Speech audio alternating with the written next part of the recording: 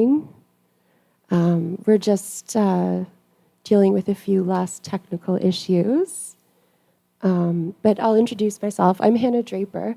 It's a mixed blessing that I'm here today because I'm here in place of Laura Schertl, who is amazing. So it's sad to miss her, but it's my very good fortune to be on this panel. I think this is a incredibly important topic that we're discussing today, especially in consideration of how sensitive biometric data is and also how promiscuous it is. It's incredibly easy to pick up fingerprints, pick up DNA, facial recognition scans, and that's our permanent data. It's not something we can replace. It's always affiliated with us, so it's very vulnerable to misuse and so on. So we have 4 panelists today. Each will speak for about 15 minutes, and then we can open it up to questions. I also have some questions of my own in case the galera is a bit quiet. So I'm moderating in English, so I don't make too much more confusion. But I would ask the palestrantes to speak in whatever their preferred language is. So first we have joining us remotely Daniel Lufer. He's a senior policy analyst, and he's joining us from Brussels today, and he works for Access Now. Also joining us remotely is Olga Lucia Camacho Gutierrez. She is a human rights lawyer and researcher, and she's working with De Justicia in Colombia and also the Global Campus of Human Rights in Argentina. I'm also very pleased to introduce Lua Cruz, who is a researcher at IDECI, the most prominent consumer rights advocacy organization here in Brazil. And he's in the Digital Rights and Telecommunications program. Foi certo? Okay. And last but certainly not least, we have Flora Sartorelli, and she's joining us here from the Instituto Brasileiro de Ciências Criminais, or IBC-CRIM, or in English, the Institute for Brazilian Criminal Sciences. So, why don't we proceed in the order I introduced folks? Daniel, are you okay to kick off? And okay, great. Sure, I need access to share my screen. I think the host needs to give me... I'm sorry, Daniel.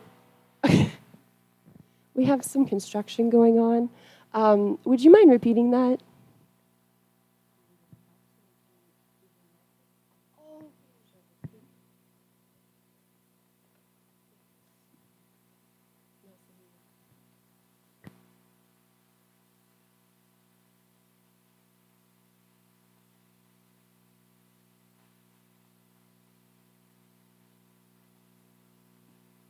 Yeah.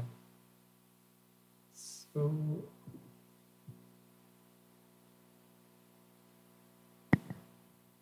all set? Yeah, I think it should work. Great, thank you. Okay, can you see my screen? We can, yeah. You might want to make it full screen. Okay, and is it in slideshow? Yes, perfect. Yeah, okay. Great, so just to start to say thank you very much for inviting me here. It's a real pleasure to talk about one of my favorite topics to talk about, biometric data.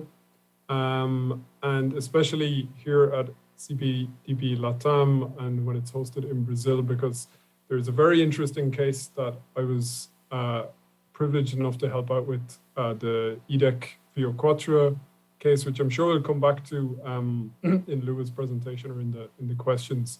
But for now, I want to focus a bit on biometrics in EU law, both because this has had a very big impact on how biometrics are regulated and seen in other contexts, with obviously the close relationship between the GDPR and the data protection regulation in Brazil, which was very much a big factor in the Via Quattro case.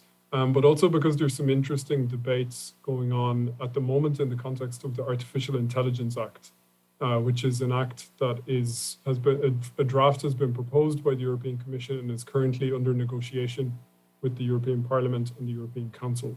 And there's some very interesting things happening there related to biometric data that are also related to the Via Quattro case. Quick introduction on myself. I'm a senior policy analyst at Access Now's Brussels office, and I focus largely on things that fall under the umbrella of artificial intelligence, which is a vague term, but especially on biometric surveillance, and also other emerging technologies like virtual augmented reality. So to kick off, for those of you who don't know Access Now, we're a global human rights organization. You can see all of the places that we're based there, and we work to defend and extend the digital rights of people at risk around the world. So now into the more dry definitions. I can also say that my own background is in philosophy rather than law or technology, and as any good philosopher, I love definitions. So we'll be talking a lot about that, but I'll try to make it exciting. The first thing is, how do we define biometric data? So one basic thing is that it's usually described as physical, physiological, or behavioral data, which very importantly allow or confirm the unique identification of a natural person. And so it's not just any physical or physiological or behavioral data. They really need to allow this identification or verification of identity of a natural person. There's some basic requirements that are usually asked of biometric data. Collectability, you have to be able to measure it. Universality, it has to exist in all people. It can't just be used to identify one person. Uniqueness, so it has to be distinctive to each person, like their face, although there's probably an edge case there of identical twins. And permanence, so that it's not a temporary thing that only appears on your face in summer or at nighttime. It should always be there. Beyond these very high requirements, because obviously not all data related to our bodies and behavior is going to fulfill these. Sometimes we hear people talking about soft biometrics as opposed to hard biometrics. So maybe my face, an image of my face, and the template you could extract of that is a hard biometric. You can talk about soft biometrics. So they maybe lack the distinctiveness or permanence to just on that basis distinguish between two individuals, but they could be used in combination with hard biometrics in what are called multimodal systems. So here you hear about things like, systems that would also measure the way that you walk, maybe the way you move your head, that could be an additional layer to confirm someone's identity. And then what I'll get back to later in the context of the Artificial Intelligence Act is this new term that's been popping up in the European Union debates, which is biometrics-based data. And very quickly, but I'll come back to this. It's sort of data about your physical, physiological, or behavioral self that doesn't meet the bar for unique identification, because it can be quite tricky sometimes, especially if we're talking about emotion recognition systems or other systems like biometric categorization. How do we talk about data when we're not identifying people, but we are using data about their bodies and their behavior? So the first thing to talk about is biometric data in the European Union's General Data Protection Regulation, the GDPR. In the article on definitions, we first have a definition of personal data, which is any information related to an identified or identifiable natural person.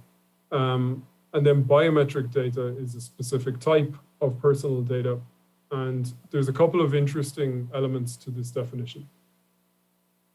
It's personal data that results from a specific technical processing, and that's important, related to the physical, physiological, or behavioral characteristics of a natural person, and which allow or confirm the unique identification of that natural person. There's some interesting debates, for example, about whether a photo of a person is biometric data. And actually a photo itself is not biometric data, and that's where this specific technical processing comes into play. And actually here the definitions are quite vague. In some documents, in some guidelines and things, you'll find people talking about a photo as raw biometric data. and it only becomes proper biometric data when a biometric template of the face has been extracted. And it's not just limited to face, it could be your ears. But so there is that distinction between the initial, say, image, could be a photo or video of a person's features, and then that needs to, the biometric data, the template needs to be extracted to actually form biometric data. Then, in terms of the protections that are given to biometric data in the GDPR, this is something that's quite contentious and is phrased in maybe a slightly ambiguous way, because the famous Article 9 of the GDPR is entitled Processing of Special Categories of Personal Data. And it, in principle, prohibits the processing of the data that's listed here that you can see, which is data revealing racial or ethnic origin, political opinions, etc. And then biometric data is here, but it's worth noting that the processing of biometric data is not in itself prohibited.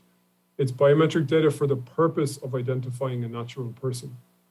And this creates an interesting loophole that some companies and governments and other actors have tried to exploit, where they will process biometric data, but not for the purpose of identification. And there's debate about what exact protections are afforded to that. So to come back to the Via Quattro case, if you have a camera which is capturing images of your face, extracting a biometric template, then we've got biometric data. But if it's processing it for emotion recognition, then it doesn't necessarily strictly fall under Article 9, because the person may not be identified. But then there's a whole debate, because still biometric data is personal data, and a data subject has rights in relation to that data. You can't just process it for any reason at all. There needs to be legal basis, there needs to be a purpose, all of these things. And we also, as data subjects, have rights in relation to that data. So even if it doesn't strictly fall under the very high protections of Article 9, there are still rights in relation to it, and that data is protected. So that's a little bit of an ambiguity in the GDPR. Then to come a bit to the work that we've been doing on the use of biometric data for identification. There has been a longish debate about what the position needs to be. Like, is the remote, is biometric identification a technology that we want in our public spaces? What kind of limits do we need to place on it? What kind of safeguards could be placed on it? And here I've put pictures of, 3 indicative positions that have been taken. In the first, you see a screenshot of a document from the World Economic Forum on responsible limits on facial recognition technology. In the middle, you see a screenshot of Amazon's 1-year moratorium, which they actually extended after that, on police use of recognition, which was their facial recognition software following the murder of George Floyd. And then on the right, you see the Ban Biometric Surveillance letter, which was co-drafted by Access Now, EDEC, and some other civil society organizations from around the world, that calls for a full ban on the use of remote biometric identification technologies in publicly accessible spaces.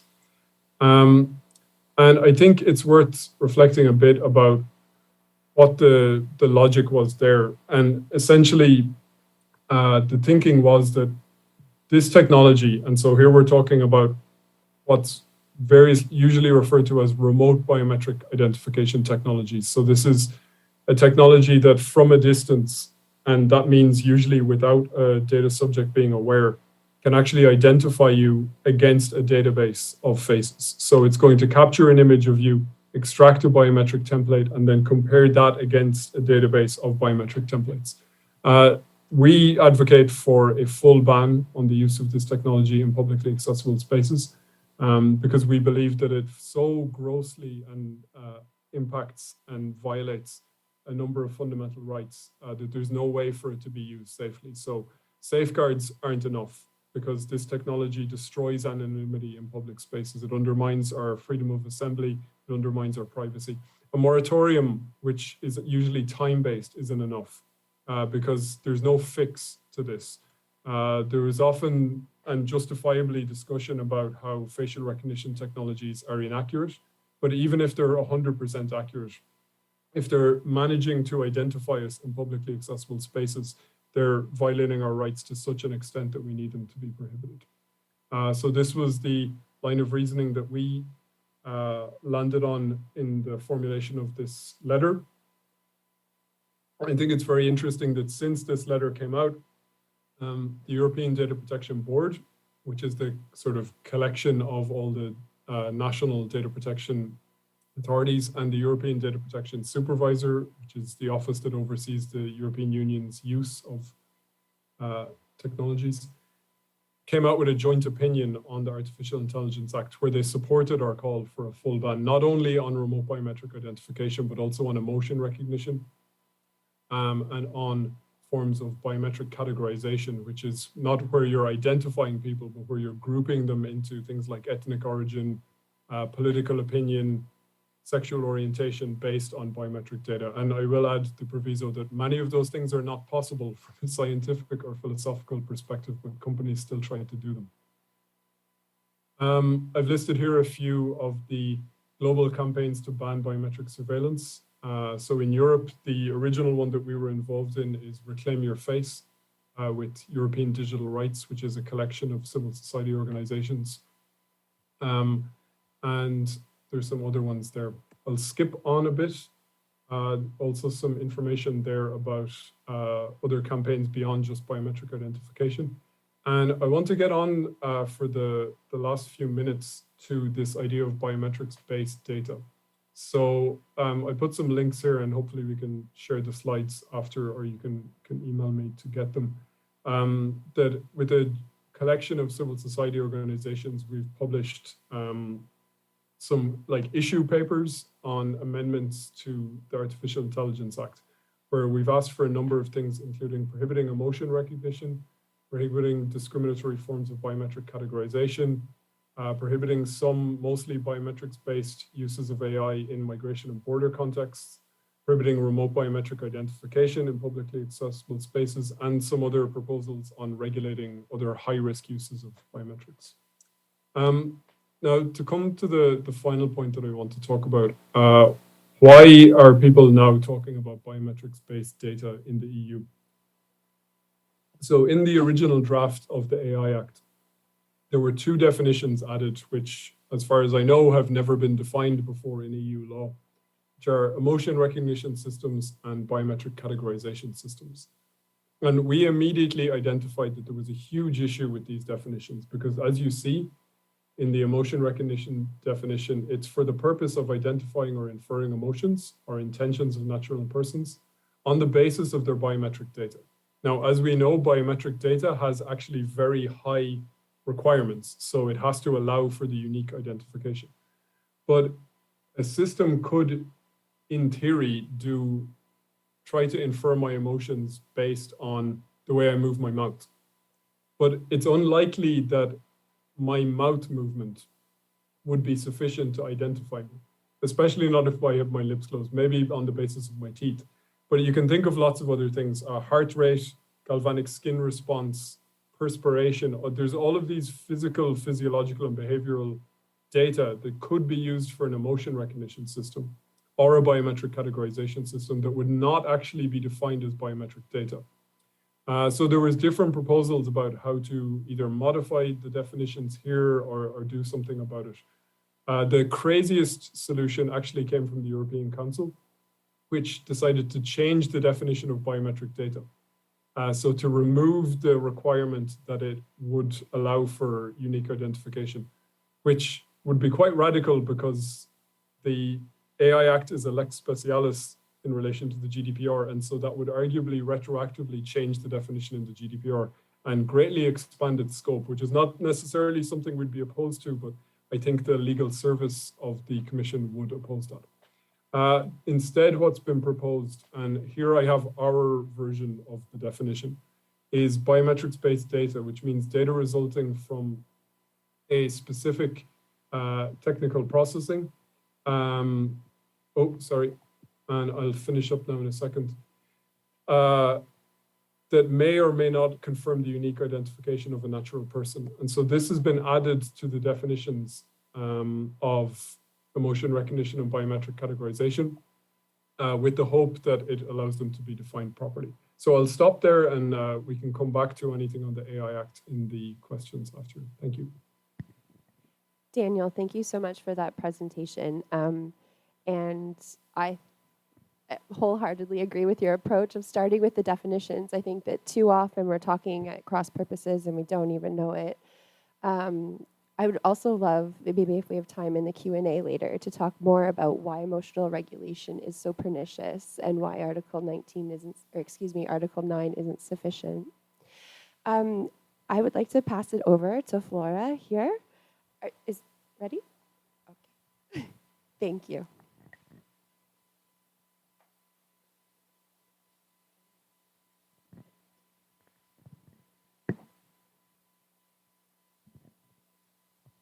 So, good morning, everyone. It's a great pleasure to be here with great experts on this team. And I'm really looking forward to our debate at the end. So, for those who do not know me, I am Flora Sartorelli, a criminal lawyer that now are engaging the field of privacy and data protection. And I'm here as a member of IBCCRIM, the Brazilian Institute of Criminal Sciences. So, I divide my talk into 3 parts that can be summarized in 3 questions related to the questions from this panel. The first one is, when we talk about regulation of high-risk uses of biometric in AI systems, the theme of this panel, which factors do you need to observe? There are different ways to classify the use of biometrics, and there is no consensus, as we recently saw with Daniel. But to start from somewhere, I will use here the concept of GDPR, which is biometric data are personal data resulting from specific technical processing relating to the physical, physiological, or behavioral characteristics of a person that allow or confirm the unique identifications of that person. In Brazil, just to give a concrete example, our criminal identification law, which formally created the National Multibiometric Bank, frames fingerprints, iris, face, and voice prints as biometric records. So, biometric data can be processed by different means and for different purposes. Today, it is increasingly common to have automated processing for such data by AI systems, enabling large-scale applications and creating great risks to individual freedoms. But I have another question here for you. Does all large-scale processing of biometric data in AI systems present the same risk? Using biometrics, for example, to authenticate the identity of millions of clients of a bank to prevent fraud and increase the safety to customers seems to me something different from implementing facial recognition cameras in a public space in order to, through cross-referencing databases, identify suspects of a crime. They are different situations that can lead to different responses. The purpose of the processing, if it's private or public, for example, for law enforcement, the type of data, if they are anonymized or not, and the type of activity, detection only or identification, involved may demand a more or less restrictive approach. Large-scale uses of biometric in AI systems will mainly mean a high-risk activity. Observing here the AI regulation proposal and also the existing data protection laws. But this classification should observe a risk-based approach before the creation of specific rules. And by that, I move on to my second question, that is, are the existing data protection laws enough to protect ourselves against the risk of high-risk biometrics uses? I mean, in countries that already had adopted general data protection legislation, like GDPR in Europe or here LGPD, are there still room for improving the biometrics uses regulation? And what are the limits and contributions of these laws to this debate? I would like to make 3 points about it. The first one comes in a form of a question that's really close to what Daniel just brought to us. That is all biometric data personal data? In other words, would all biometric data automatically be protected by data protection laws? This is a very controversial subject, and there is no definitive answer yet. But in any case, if we consider that there is non-personal biometric data, like soft biometrics, with nevertheless significant risks to the population, there is a space not covered by existing laws, right? And just to give an example here, the collection and use of anonymized biometric data of millions of people for marketing purposes. Here I have no doubt that there are significant risks related to this processing. What's not clear is that these risks are personal data related. And second, while there is growing adoption of data protection laws in the world, the fact is that many countries still not yet adopted a systemic approach. For example, the US still does not have national legislation on the subject, and here in Brazil, we still do not have a specific law aiming the data protection in law enforcement purpose. And finally, and in my opinion most important, data protection laws, by focusing on the individual data subject, may be insufficient to protect groups of individuals. And the approach based on principles that LGPD and GDPR have and the approach based on principles may have restricted efficacy to some segments. For example, when we are talking about public security or criminal investigation, law enforcement, the principles of necessity and proportionality are repeatedly left behind to meet the popular clamor for more security. At the end, they don't really matter to society. And so answering my initial question, it seems to me that there are actually large room for regulation beyond the existing data protection laws. And this room can be filled with AI regulation and specific laws on the fields of the activities. In law enforcement, for example, that would be the criminal procedure law and related laws in this area. With this observation, I would like to move on to my third and last question, that is, how can we regulate the automatic use of biometrics to law enforcement purpose? And when we talk about automated use of biometric data for this purpose, we are talking about facial recognition technologies through video photos, monitoring of public spaces, creation of a biometric database, and so on. The idea here is to prevent crime under the concept of public safety, and if that does not work, to investigate and reprimand an author of a crime, right? And the risks of using these technologies are well known, fostering a surveillance state, discrimination through bias, inefficiency with result of arrest, investigation, and or conviction of innocent people, just to name a few. And between the high-risk uses of biometrics in AI systems, I would I would say that the use of use of them to law enforcement purpose may be the riskiest. After all, we are talking about an activity that may lead people to prison, that may impact severely their freedom. And looking at the global scene, we can identify 3 ways to deal with this in terms of regulation, as Daniel just said. The first one, it's banning the high-risk uses of biometrics for law enforcement purpose. In other words, security authorities should not even have access to this kind of data. It has been used by several states and municipalities.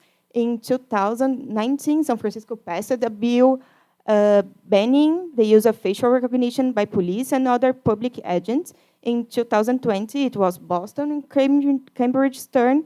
In Europe, in October 2021, the European Parliament called for a similar ban. In Brazil, on the initiative of 50 parliamentaries with support from civil society organizations, bills have been introduced to ban facial recognition in public spaces, following the US state's example. And that was an initiative called Get Out My Face in literal translation. And we are currently waiting for them to be appreciated. And for me, considering all the risks involved in the police use of facial recognition, the ban seems the most correct approach. But it may not be possible or strategic depending on the local context, unfortunately. So other forms of dealing with this problem enter in scene as a measure of harm minimization. Another form is, like Daniel said, also imposing a moratoria for the use of AI systems for a certain time. In other words, interventions with varying conditions for these restrictions to be lifted. For example, until the publication of a specific legislation on the matter, or until the participation of society in the deliberative process, or just after a specific amount of time. Here, in Brazil, some scholars are advocating the use of this approach, since we are on a legislative lacune without our own law enforcement directive. We have our LGPD, but we do not have our law enforcement data protection law. And third way of dealing with these risks is regulating the use of these technologies to minimize their impacts. This approach focuses on strengthening data protection and due process safeguards. This may include express obedience to principles, the need for impact reports, accountability measures, court order requirements, determining the conditions under which biometric data can be taken and which it should be deleted, and etc. The draft of our law enforcement LGPD, popular known here as LGPD penal, criminal LGPD, is a symbol of this trend somehow, because it establishes that decision based on the automated processes of data that pose a high risk to fundamental rights, or that may lead to coercive or right restriction measures, such as prison, must be preceded by authorization from a national authority and be expressly authorized by law. But the theme is still under discussion, because recently a bill was proposed here, trying to change the rules of this game to allow an expansion of the use of this technology for public security. And the document significantly restricts the guarantees of the first draft regarding automated processing. And finally, bringing the spotlight to the judiciary. The São Paulo Court of Justice has recently determined that the metro or the subway should not use biometric data recognition and processing technologies in a public civil action filed by different civil society organizations, including INDEC, represented here by Luan, And the decision is a mark, since it points out that the public notice of the hiring of the company responsible for the system did not provide any information about the criteria, conditions, and purpose of the implementation of the facial recognition system. So the decision kind of said, look, it's not something prohibited, but you must follow some rules. One of them is transparency, other one is accountability. Okay, the decision is not definitive. The position can still be reviewed. We're waiting for that, but it's something already. And with that, I conclude my talk. Thank you very much. I'm at your disposal for further questions. Flora, thank you so much. I have always had such tremendous respect and appreciation for criminal lawyers. I feel they are the gatekeepers of our constitutional rights, and they make sure that they are upheld for even the most disenfranchised in society. So thank you for all your work in this area. I'll plant a question so you can think about it for later, when or if we get time to the Q&A, but I was wondering if you had any thoughts about how Article 4 of the LGPD could be used to protect personal data in the use of, or by use of law enforcement. And I guess I just wanted to comment, I completely agree with you that I think it's less dangerous.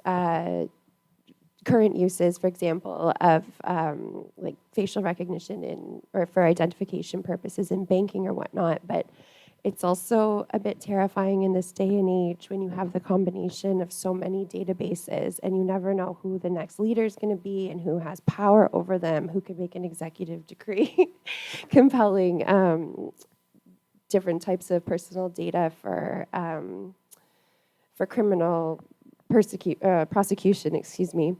I was speaking with Pablo Palazzi the other day. He's attending this conference. He's from Argentina, and he's a data protection scholar and advocate.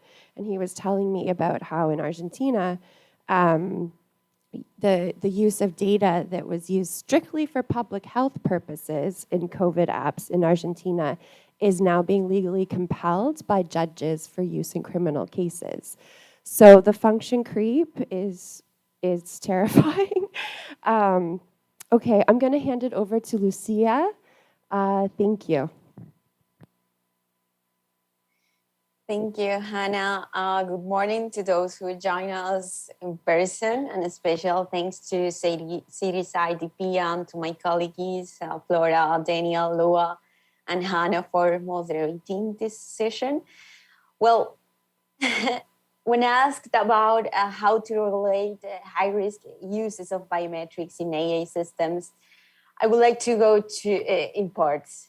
First, I wish we could take a quick tour of high-risk systems with an emphasis on one that, to me, portrays the problems of high-risk uses.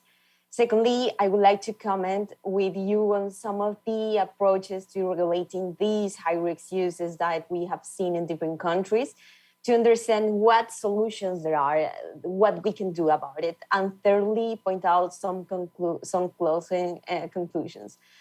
Well, in the conversation about the use of biometric data, let's just agree for a moment that we share the same starting point, right? That biometric data is being recognized in a large part of regulatory frameworks and in the regional principles of Latin America, Africa, and Asia Pacific as sensitive data. We could say that there is an underlying agreement that biometric data are particular with respect to other types of data. Not only because they can be used to discriminate against us, but also because of their irreplaceable condition and all the other elements Daniel mentioned at the beginning of this session. There is a characteristic about this type of data that is basically that we cannot change our fingerprints or our face. So the exposure of this type of data involves sometimes irreversible damage. So what are some of the most common uses of biometrics? To answer, I think it is convenient to differentiate the uses according to what type of actor deploys them. The deployment of biometric to authorize a person to enter a building, or biometrics to authenticate a voter, or biometrics to identify criminals have a differentiated impact. There are all sensitive data usage events, of course, but there are events that pose a higher risk than others. I'm not going to suggest that the risks that are necessarily greater when the state is the one that deploys biometric identification or authentication systems, since on many occasions it is difficult to make this distinction when the deployment is between the state and the private sector.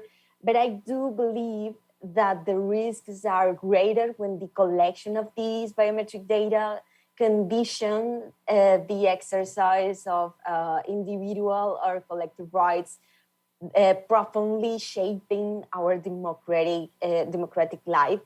So artificial intelligence adds an additional question or ingredient as it automates decision-making by answering in our place questions such as, is this person who they say they are?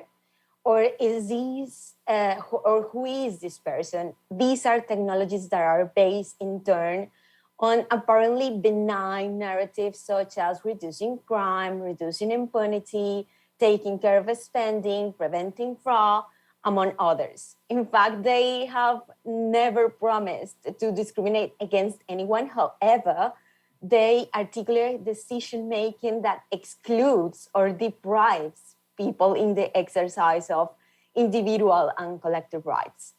So the highest risk uses that have been recently documented have to do with, for example, the use of biometric to identify protesters, to subsequently persecute them, criminalize them, and dissuade others from exercising an essential right for democratic health, such as the right to protest.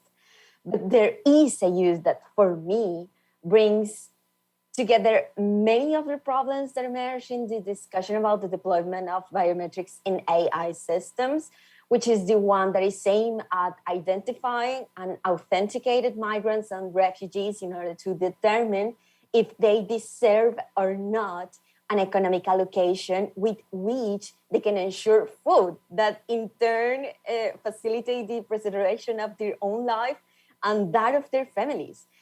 Just let's take a look at this case, which is one that I have studied in the recent years.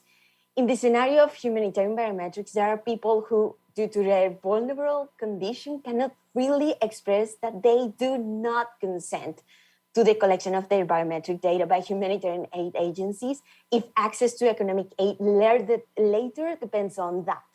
These are people who are located in environments where the rule lies really weak, or does not recognize them the ownership of the right data protection.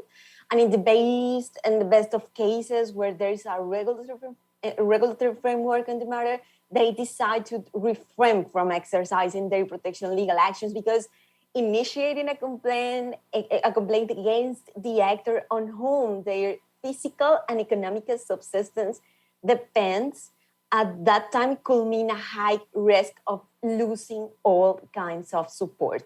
But the truth is also that in events of this type, humanitarian actors are immune to legal action. There are few exemptions to this rule, but data protection is not one of them.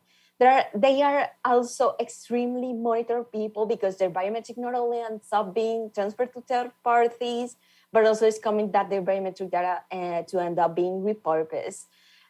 Because the agencies have designed data protection policies that are extraordinarily on paper, but while there are cases of abuse of the data they collect, there are no mechanisms for its application, as well as those for accountability. And when accountability mechanism exists, they only point to the justification of actions carried in phases of the states in which they have a presence or the states that finance them, but accountability does not reach those directly affected. affected. So this case shows, first, the vulnerable position of the data rights holder that challenges the logic of the role of consent that data protection experts point out as an essential factor that justifies the collection of biometric data. Second, there is a powerful actor who exercises the dominant position and whose role depends the refugee's access to aid, which in turn may guarantee a different set of rights.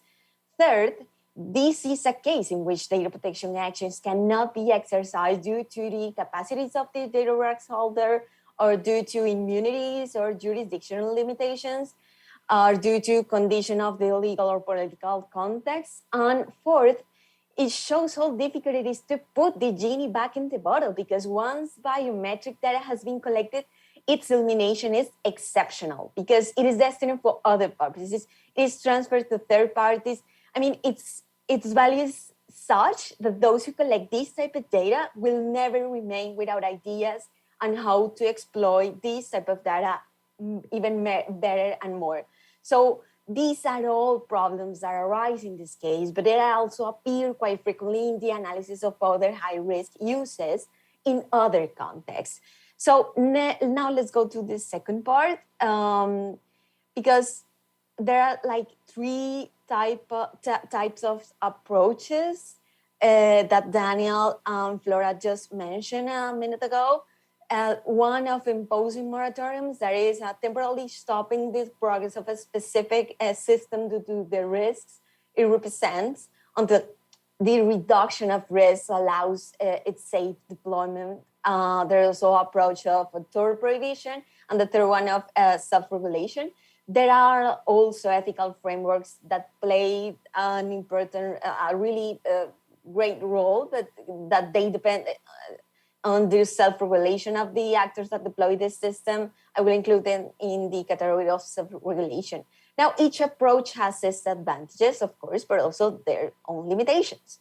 Moratoriums means imagining mechanisms for risk reduction. Total prohibition means closing the door to risks that we consider unacceptable, and self-regulation puts its trust in the ability of the actors that deploy the system to imagine according to their own knowledge and experience the best internal regulation mechanisms. But there are serious limitations for moratoriums. On whom does it depend to determine when we have reached an acceptable level of risk? On the evidence collected by whom are we going to guide the decision making? In the total ban, while we close the door in biometrics, what are the other technologies that will be embraced instead? Are these technologies riskier than biometrics? Because the reality is this: we cannot delude ourselves into imagining that by prohibiting biometrics, we are avoiding the use of more invasive technologies to achieve a proposed goal, whatever it may be. And in self-regulation, the application of rules that have been set by the most advantageous actors are not powerful enough to dissuade them of the treatment of biometric data that threatens people. So what is the way out, right? Or better yet, is there a way out at all? I think that I do believe that there are ways out, whereas more the ways out that I have just mentioned can be called useful as long as we can address their limitations and integrate them into a comprehensive model. For example, the use of biometrics in the risk it represents is duly or should be duly compensated by the regulatory response. And by this I mean that a high-risk use cannot, as has been the case up to now in many countries, place its faith in the capacity of the actors that deploy them. And even when that actor is the state itself, if the decision at stake can aggravate inequality and reinforce exclusion against vulnerable populations, regulation must be equally robust. However, it may be the response that should meet the minimum standards that Flora just mentioned a minute ago. But we also need to integrate an inequality assessment that asks about who is obtaining the greatest benefit and how is obtaining benefit from that technology. So whatever the regulation is, we should think about this question. And in order to conclude, just a couple of ideas. First of all, it seems that in the most recent regulatory frameworks, there is an agreement in recognizing that biometric data are authentic, sensitive data. But despite this, in practice, the sensitive condition of the data has not necessarily entailed the implementation of more robust guarantees in order to favor people. And instead, it has translated into the artificiality of consent, especially in scenarios where saying no has really high cost in terms of access and services and exercise of rights. And the second idea I would like to leave here is the narrative in favor of privacy and data protection is really one that allows us to raise awareness among broader audiences beyond those who specialize in these discussions. I don't know, Daniel Solov, a scholar that we may know in a paper titled The Limitation of Privacy Rights, published this year, pointed out how limited the privacy right is to fulfilling its own promise. And he says, and I quote unquote, first, privacy rights put too much onus on the individuals when many privacy problems are systematic. Second, individuals lack the time and expertise to make difficult decisions about privacy, and rights cannot practically be exercised at scale with the number of organizations that process people's data. Third, privacy cannot be protected by focusing solely in the domestic individual. The personal data of many people is interrelated, and people's decision about their own data have implications for the privacy of other people. End of quote. So how can we advance in discussion of this type if we accept that privacy rights face limitations that we must be able to face in order to advance in the protection of the people? That is the question that should be able to matter us more, I guess. So that's it. And thank you very much, everyone, for their attention so far, and to the audience and my colleagues in this talk. Lucia, thank you so much for the excellent presentation. I really appreciated the comments that you made about privacy. I've long thought about privacy as a right that is very important to protect because it can act as a shield to protect other rights. So basically, if people don't know things about you, it's harder for them to discriminate or interfere with your right to self-determination or movement, etc. But I think that you raised some very important points. And I'm also very glad to hear you speaking about the situation of migrant biometrics. As you expressed, migrants and people who are stateless, of course, have human rights that are enshrined in international instruments, legal instruments, but in reality, it's impossible to exercise. And I think that most advocacy engagement is usually done at the national level. So there's really no one looking out for migrants and their human rights, as it should be anyway. So thank you again. And it's my pleasure now to pass over to Luau. Luau? Sorry. That's difficult for English speakers. But hi, everyone. Let me see. Okay. So my name is Lua Cruz. I'm a researcher at IDEC, the Brazilian Institute for Consumer Protection. As Hannah mentioned, I work at the I work at the Digital Rights and Telecommunications program. So it's a pleasure to be here with you. With so amazing, how can I say that, comrades like Daniel, who worked with us in the Metro case, and Lucia, who was just with us in the WhatsApp webinar last week. So, and now it's a pleasure to meet Flora. So it's really great to be here with all of you at the CPDP Latam. So just to start out, the Brazilian Institute for Consumer Protection IDEC is a non-profit and non-governmental organization that has been acting since 1987, so almost 35 years. And in the consumer protection agenda with the mission of guiding, raising awareness, strengthening consumers' representation, and defending them in their consumer relations. So our work is independent of companies, political parties, or governments. And IDEC classifies its action within 7 programs that work on priority themes: healthy and adequate food, sustainable consumption, urban mobility, health, financial services, telecommunications and digital rights, and energy. So these areas allows us for in-depth and effective action in each of these teams, and sometimes in between. For instance, we have an interface between the digital rights program and the health program. So the question of this panel is how to regulate high-risk use of biometrics in AI systems. We have like a different conception for different kinds of biometrics, but we are really famous for our cases on facial recognitions. But that doesn't mean that we don't work on other cases. So just to mention a few, last year we just notified some pharmacies in Brazil that was collecting digital fingerprints to create like database for consumers. And after we notified them, they stopped it and halted the implementation of this kind of collection of data, of biometrical data. And this year, the federal government just published an agreement with the banks of Brazil, which was called a data tasting project. In Portuguese, it's like degustação de dados. The federal government made this agreement.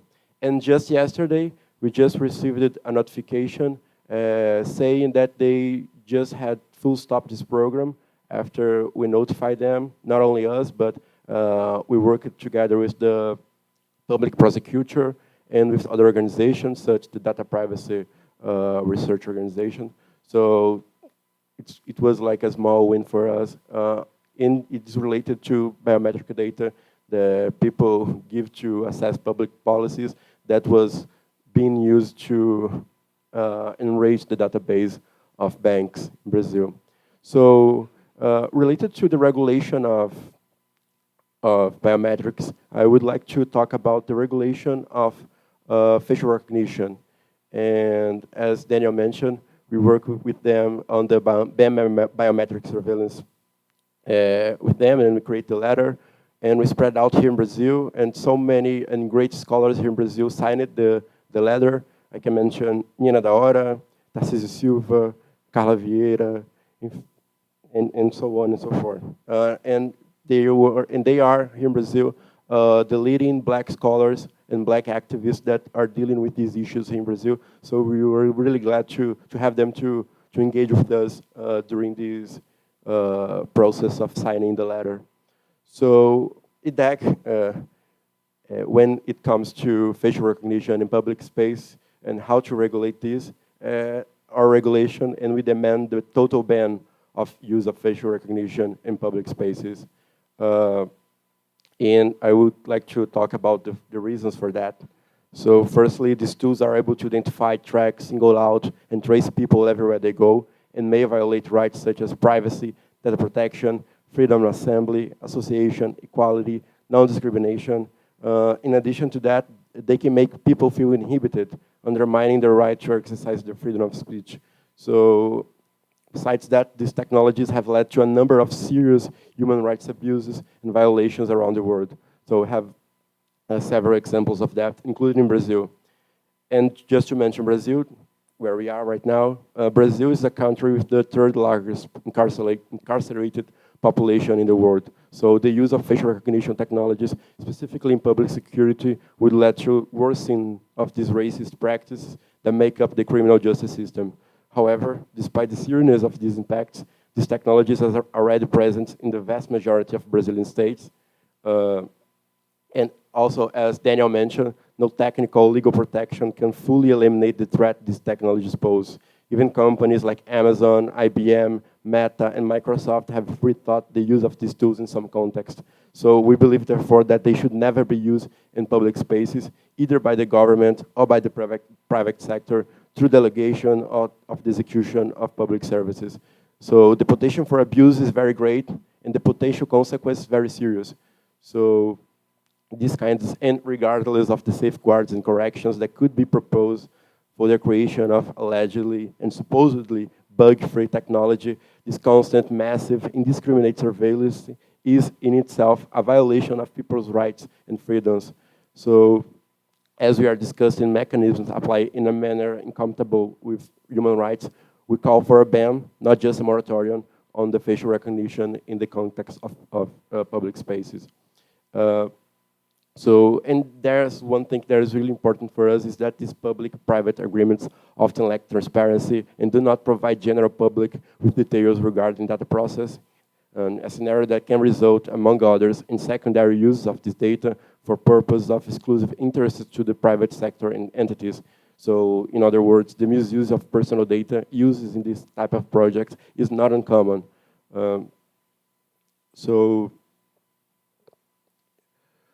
As I mentioned above, Brazil has had a law in place to regulate the process of personal data, and in a context where factors such as racism, classism, misogyny, and LGBTQA phobia impact the way in which people in their diversity have their bodies perceived, interpreted, addressed, and even discriminated against and repressed, mechanisms that rely on face analysis bring specific concerns.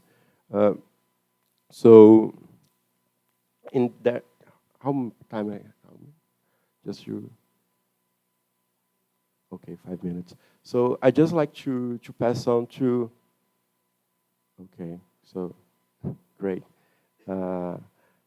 So taking into account all the problems related to legality, transparency, accountability, and the efficiency of facial recognition technologies, in the recent years, there's been a movement to ban these systems in Brazil. And I'm really glad to work at our organizations that are leading this kind of movement. So while in Europe and the United States, legislative initiatives have been the most successful path, in Brazil, actions before the courts and government agencies are the path in which civil society organizations have been most successful so far. So after complaints from the IDEC, the National Consumer Secretariat, the Senacom, acted, for example, by fining the clothing store Hering for the concession for using facial recognition without the knowledge of the customers. Via Quatro, which has the concession for the yellow line of the São Paulo subway, was also condemned by the Court of Justice for capturing images of passengers while watching advertisements. And we had Access Now who filed an expert opinion on this case, which was really helpful.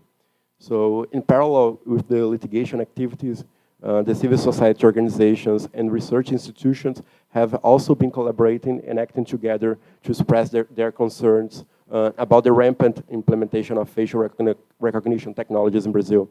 Some of the most significant examples are the letters and statements calling for a ban, as the ban biometric surveillance system. But not only that, Daniel have to add right now a new letter in Brazil. We have this campaign which is called Tire meu rosto da sua mira, which is translated is get my face out of your sight. Besides the letters and the statement calling for a ban, we have been seeing projects like the Opanóptico, who is mapping facial recognition implementations in Brazil, and also public participation in public hearings, in city councils, state assemblies, and national congress. So these activities have created public awareness around the harms of these systems by making space for public debates, since the journalistic coverage of this topic was usually done in an uncritical way, sounding almost like a press release from the public administration. So in addition to that, with such repercussions, local left-wing politicians have started to send out requests for information and draft bills with the help of researchers and activists to prevent the use of these technologies by the public sector in their municipalities. So this movement is happening in cities like Rio de Janeiro, Recife, Vitória, Belém, Florianópolis, in more than 10 cities. And these progressive and contest actions, and they do not arise without a negative reaction, including from the public in general itself. Let's remember that Brazil is a country currently led by a far-right president, and which has high crime rates, and has one of the largest incarcerated populations in the world. So there are many comments that appear on social media when it comes to banning facial recognition and affirming that technology is needed to fight crimes. And these questions are extremely valid, especially since they come from an audience that is not immersed in the discussions about digital rights. And there is also another challenge, in addition to the institutional obstacles before courts and before the Congress, which is to know how to didactically explain what facial recognition technology is, and what are the impacts, and how to identify and enforce the rights guaranteed in the use of this technology.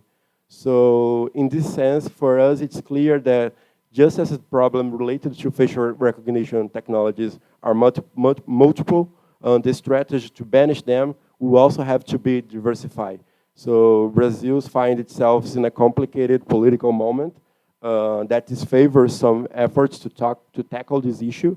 However, the aforementioned political articulations, the growing legal decisions pro-ban, and the gradual awareness of the population have been sources of hope for us, for other activists and researchers that are directly involved in these actions. So that is it. Thank you so much. I think what you're saying is spot on. Like tech won't save us, or at least it certainly won't on its own. You know, I think we are all seeking to be innovative and efficient and to have the best public security, but if the technology isn't actually built in a way that's fit for purpose and enshrined with the values of very diverse populations, all it's really doing is perpetuating existing inequality, but it's doing so very quickly and making it much more deep. So thank you so much. We have 10 minutes for questions. So I don't know if there's any in the audience. If not, I planted some already with some of the speakers in case we wanted to go to those. But great, Diego, I'll ask you to introduce yourself and then make your question. And if your question is for a particular palestrante, please feel free to indicate. Oh. Thank you. Good morning. I'm Diego from SEDIS, and I'm also a professor at Federal University of Viçosa. So my question, the first one is, everyone, all the panelists, if you like to, it's about some usages, maybe not for like bad purposes, that it could be interesting, like for biometric data. So deepfakes, it's I think a very concerning technology, right? Deepfake technologies. So my question is, do you consider using biometric data for training models to like detect deepfakes? A high-risk use of biometric data? Is it a use that it raises concerns for you? And the other one is, one was telling us about this advocating for the complete ban of facial recognition technologies in public spaces. In 2019, there was a piece published by Agência Pública. It's investigative journalism newsletter, and they were reporting on a technology it's a face recognition technology that was offered in like an exposition or something like that, Christian exposition. So they were offering for churches facial recognition technology. So they would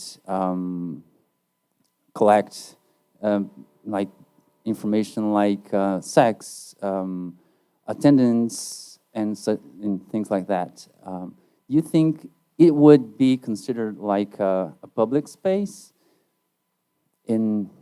churches or other, religion or religious places.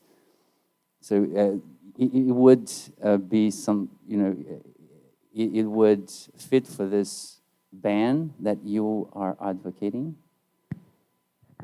Thank you very much for those questions. Would any of the panelists like to go first? I guess there were two questions there. So would it be an acceptable use of biometric data to identify deepfakes? And then the second one about the use of biometrics in churches, and is that a public place? Daniel, I see you're nodding. Would you want to jump in? I can answer the second one very fast, yes. You can look at the AI Act. There's a definition of publicly accessible spaces in there. And it doesn't just cover things like public squares, it also covers, for example, concert venues, so even places that you need a paid ticket to access. So the definition is actually quite broad. And again, with the use of a church, I would seriously question the potential benefits of that. And as we know, religious freedom is not necessarily guaranteed in many places. So any sort of a system that's keeping track of people's attendance at religious ceremonies is extremely high risk. And again, it has to be balanced against any potential benefits. I can quickly give a comment on the second one, but I'll maybe zoom out a bit, because I think what you need to ask there is deepfake detection is also goes hand in hand with deepfake generation. Deepfakes get better and the detection gets better, but then the generation gets better. And this is not a battle that can be won. It's an ongoing thing. In terms of using biometrics, if they're scraped from the web, then no, because they have been collected illegitimately. The European Data Protection Board just came out with an opinion on facial recognition in law enforcement, and they clarified something that we've been saying for a long time, which is that making available a photo of yourself on social media is not making available the biometric template that can be extracted from it. And not setting certain privacy settings that would prevent web scraping is not consent for web scraping. So there's a distinction between a photo and a biometric template. And if you are then using web scraped biometric templates to train an AI model for any purpose, you do not have a valid legal basis for it. And that data set that you have should be deleted. So that's my quick answer. Thanks a lot, Daniel. I wholeheartedly agree. Oh, Flora, would you like to? To the first question. Yes, I think like the use of biometrics for searching deepfakes is a high risk activity. And not just me, if we saw the European AI proposal regulation, they have like this third annex with like all the activities that should be considered as a high risk activity. And this one is there. So, and I think at the end, it's not like, oh, it's for a good purpose or a bad purpose. I think like at the end, all of the initiatives are kind of for a good purpose, right? The thing it's more to think about the risks involved of like doing the processing.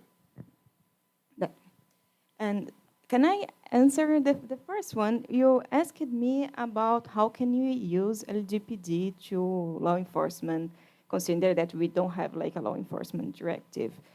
And well, LGPD said, okay, it's out of the scope of the law, but they're here like all the set of principles, and this new law should actually like will have to obey, like we'll have to attend all these principles as well.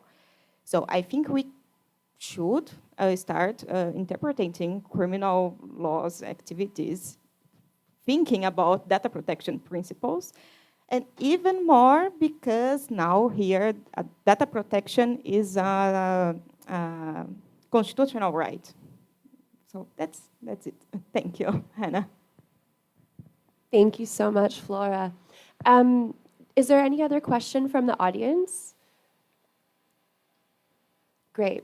Okay. I don't know if any of the panelists wanted to make any final remarks. Let me just say thank you so much for the excellent presentations. I really enjoyed all of them. I learned something from each of you. Daniel, you mentioned the slides, that you could share them. I was wondering, did you want to put your email address in the chat, which is visible to the room? And Lucia, you mentioned some research. I don't know if you want to put your email there as well, in case anybody wants to contact you about, I don't know, follow-up or anything. And I would invite Lua and Flora as well. Thank you so much to FGV. The support is incredible. Thank you with the technical support and the volume. And of course to the panelists and to Sedis for proposing such a great panel. And of course to all the participants here. So it's a pleasure to be able to moderate this last minute. I really enjoyed it. Thank you so much.